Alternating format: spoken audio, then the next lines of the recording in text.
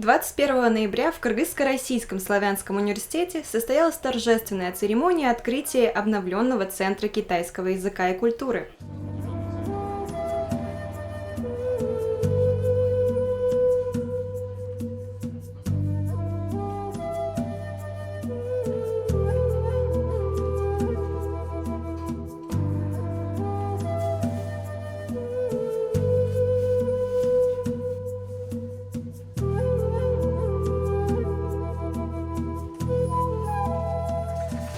Добро пожаловать на открытие нашего обновленного Центра китайского языка. В праздничном мероприятии приняли участие руководители университетов, чрезвычайный и полномочный посол КНР в Кыргызстане госпожа Ду Дуэнь, представители китайской компании в Кыргызстане, руководитель Федерации традиционных китайских видов спорта в Кыргызстане, сотрудники, преподаватели и студенты КРСУ и других высших учебных заведений в Кыргызстане.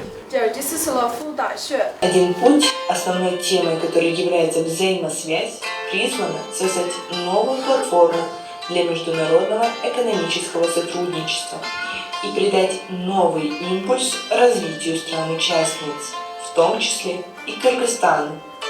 Я хочу подчеркнуть, что несмотря на то, что Центр китайского языка и культуры с 1999 года работает в КРСУ, но именно в этом году мы вышли на качественно другой уровень.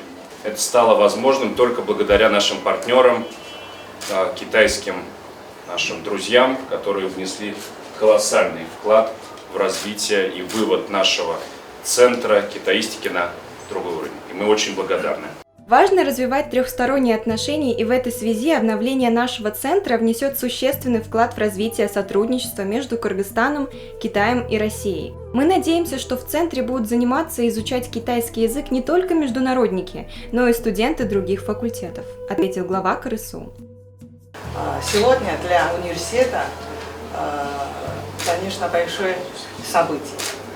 Мы вместе откроем обновленный центр китайского языка и культуры. Чрезвычайный и полномочный посол КНР в Кыргызстане госпожа Ду Дуэнь выразила надежду, что обновленный центр станет площадкой для молодежи, изучающих китайский язык и культуру.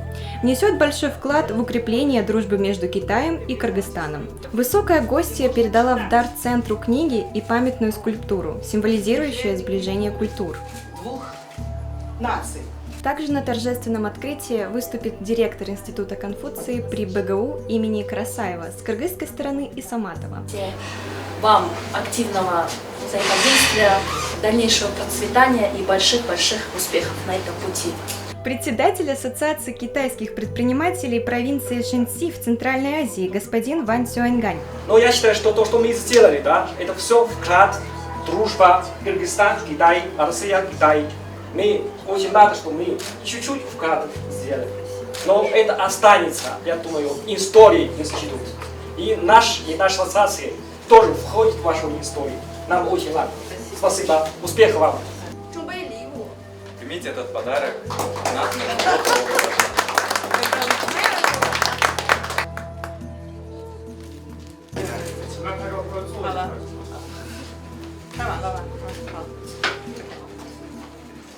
Аккредитив в рамках поиска путь экспортно-импортного банка Китая охватывает более 130 стран.